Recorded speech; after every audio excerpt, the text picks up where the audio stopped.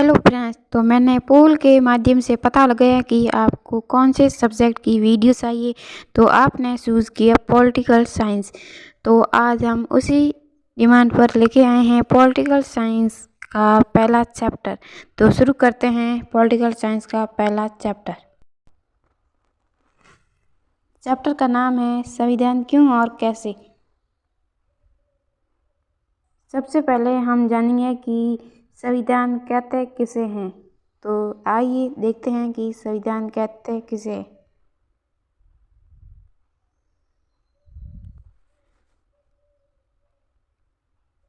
संविधान क्या है? तो संविधान है एक लिखित या अलिखित दस्तावेज। ये होता है संविधान। लिखित या अलिखित तथा अलिखित संविधान दो प्रकार के होते हैं, लिखित और अलिखित।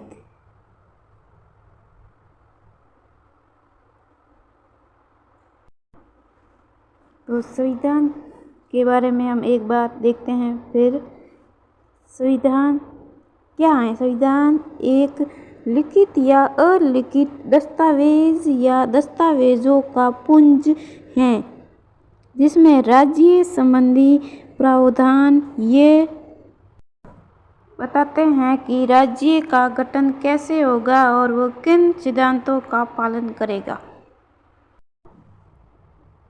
संविधान नियम होते हैं। संविधान में कानून कायदे ये सब होते हैं।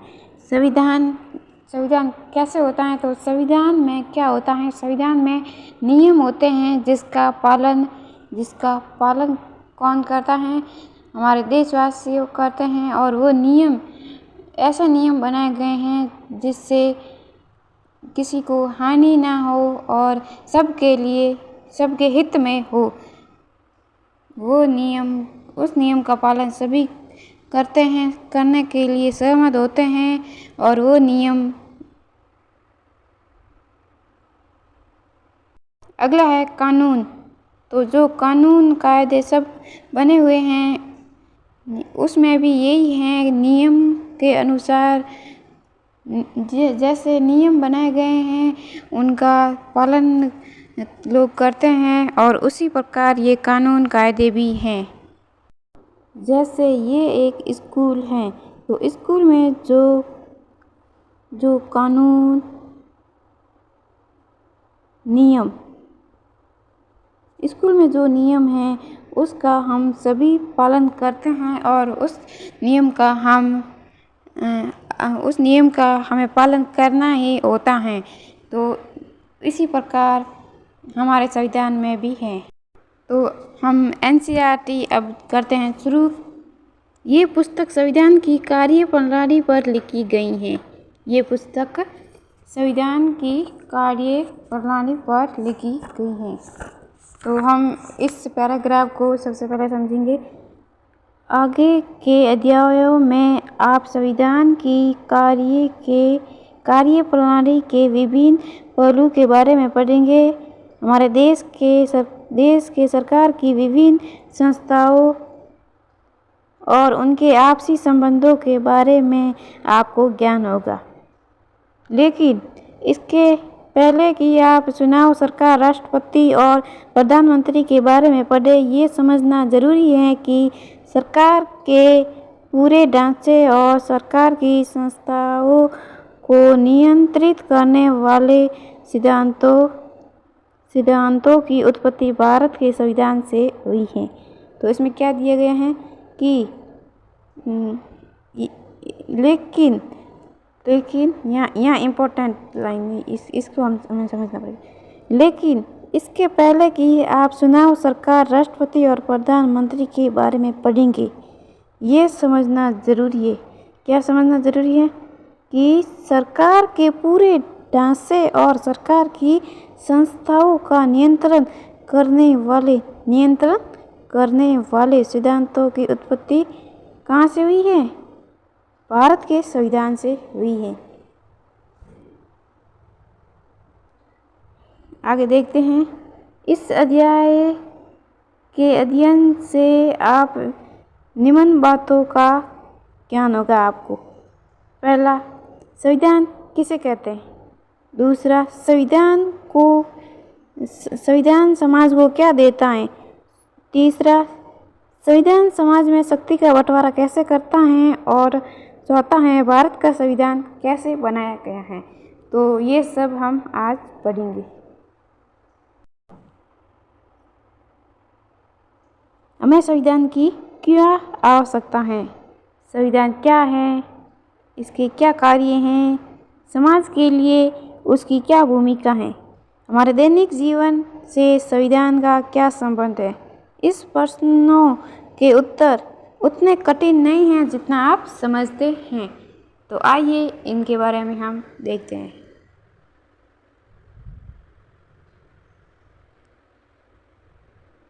संविधान तालमेल, वरीयता और भरोसा दिलाता है।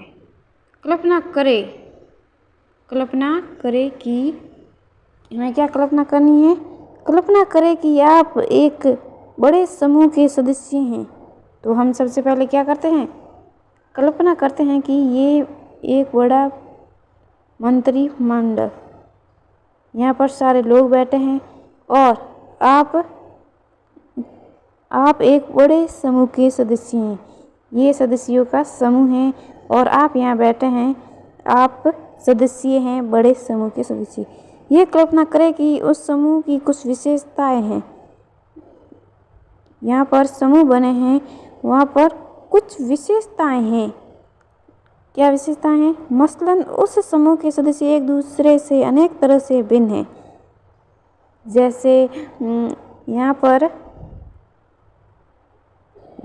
इनकी ड्रेस भी अलग अलग पहनी हुई है, देख सकते हैं, और इनकी खाने की पसंद भी अलग अलग है, किताबें पढ़ने की भी इच्छा अलग अलग है, रुचि अलग अलग है। तो इनकी अनेक तरह से ये एक दूसरे से भिन्न हैं। उनकी अलग अलग धार्मिक निष्ठाएं हैं। उन सब की क्या है, धार्मिक निष्ठाएं अलग अलग हैं। उनमें कुछ बिंदु, कुछ मुसलमान, कुछ ईसाई और कुछ ऐसे भी हैं जो कि धर्म नहीं मानते। इस बड़े मंत्रिमंडल में कुछ अलग अलग जाति के लोग बैठे हैं। जैसे यहाँ ईसाई, यहाँ मुस्लिम, यहाँ हिंदू और यहाँ पर ऐसा व्यक्ति जो धर्म को भी नहीं मानता। वे और आधारों पर भी भिन्न हैं। वे अलग अलग व्यवसाय करते हैं, ये सभी अलग अलग काम करते हैं। उनकी भिन्न योग्यताएं हैं। जैसे व्यक्ति ए और व्यक्ति बी। अब एक बड़ा सा पत्थर रखा गया है, इनकी योग्यताएं अलग अलग है। क्या पता इसको व्यक्ति ए इसको उठा ले और व्यक्ति बी से ये उठा ना जाए, ये भी हो सकता है। ये नहीं हो सकता है कि दोनों की योग्यता बराबर हो। जैसे कि यहाँ पर अलग अलग बोरियां पड़ी हैं, गेहूं की बोरियां पड़ी हैं अलग अलग, एक 10 किलो की, एक 20, 30 ऐसे करके ये हैं 100 की। तो बी की योग्यता कुछ अलग होगी और ए की योग्यता कुछ अलग होगी। जैसे ये 20 किलो ही उठा सकता और ये बी 100 किलो भी उठा सकता है बाहर। तो इसी तरह से इसमें भी यही दिया गया है कि व्यक्तियों में अलग अलग योग्यता भी होती हैं, अलग अलग शौक़ हैं, और सिनेमा से लेकर किताबें तक की उनकी अलग अलग पसंद हैं। उनमें कुछ धनी तो कुछ गरीब हैं, कुछ लोग बूढ़े तो कुछ जवान हैं।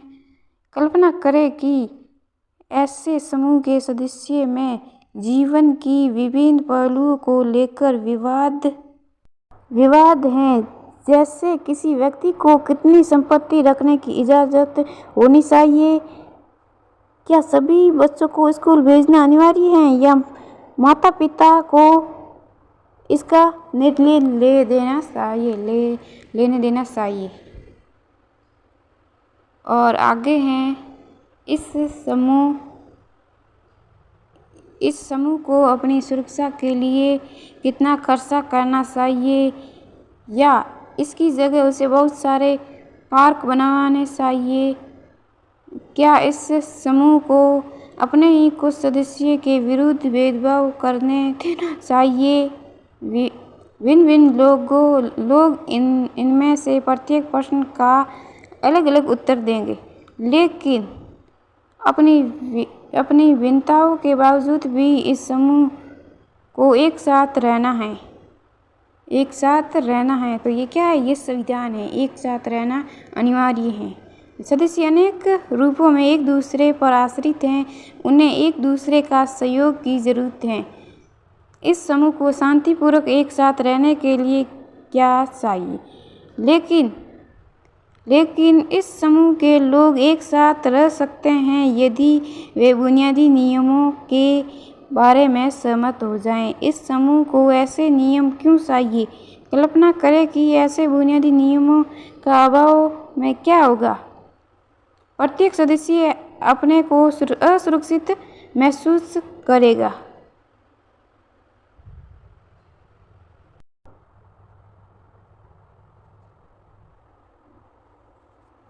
क्योंकि उसे ये मालूम नहीं होगा कि समूह के सदस्य एक दूसरे के साथ कैसा बर्ताव करेंगे और किसका किस चीज़ का अधिकार है। किसी भी समूह को सार्वजनिक रूप से मान्यता प्राप्त कुछ बुनियादी नियमों की आवश्यकता होती है, जैसे समूह के सभी सदस्य जानते हो, ताकि आपस में एक न्यूनतम समन्वय बना रहे। लेकिन ये नियम केवल पता ही नहीं होने चाहिए, वरन उन्हें लागू भी किया जाना चाहिए। यदि कानूनों को ये विश्वास न हो कि दूसरे नागरिक भी उस नियमों का पालन करेंगे, तो उसके पास भी उन नियमों को पालन करने का कोई आधार नहीं होगा। लेकिन जब ये कहा जाता है कि नियमों को न्यायालय में लागू किया जाएगा, तो इससे सभी को विश्वास हो जाता है कि और लोग भी इन नियमों का पालन करेंगे, क्योंकि ऐसा न करने पर उन्हें दंड दिया जाएगा। इसमें क्या कहा गया है ये हम समझते हैं। इसमें दिया गया है कि नियमों का हमें कैसे पता चलता है कि नियमों का हमें पालन करना है। तो हमें किस तरह पता चलता है कि ऐसे नियम होते, कैसे नियमों का हम पालन करते हैं जिसमें हमारा कोई नुकसान ना हो और उस नियम से सभी अपने आप को सुरक्षित महसूस करें। तो नियम न्यायालय में लागू किए जाते हैं, तो हम सभी को न्यायालय में लागू किए गए नियमों का पालन करना ही होता है। अगर हमने नियमों का पालन नहीं किया तो क्या होगा? हमें दंड दिया जाएगा उस नियमों का पालन न करने की गुनाह में। तो देखते हैं संविधान का पहला काम ये है कि बुनियादी नियमों का ऐसा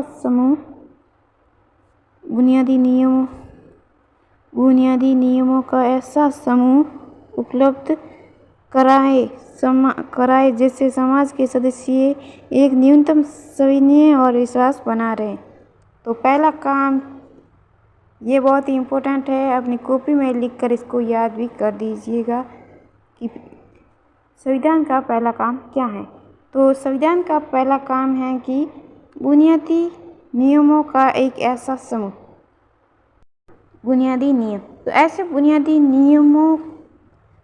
नियमों का ऐसा समूह उपलब्ध कराएं जिससे समाज के सदस्यों को एक न्यूनतम समन्वय और विश्वास बना रहे। अर्थात नियम ऐसे है जिससे समाज के सदस्यों को विश्वास बना रहे, वो विश्वास करें उन नियमों को और उस ऐसे नियम जिसे वो सहमत होते हैं। तो पार्ट टू आपका कल आ जाएगा। कमेंट बॉक्स में ये ज़रूर बताएं कि और कौन से सब्जेक्ट आपको टफ लगते हैं, और ये भी ज़रूर बताएं कि मेरा पढ़ाने का तरीका अच्छा है या फिर और सुधार करूं। धन्यवाद। वीडियो को लाइक और सब्सक्राइब भी कर देना।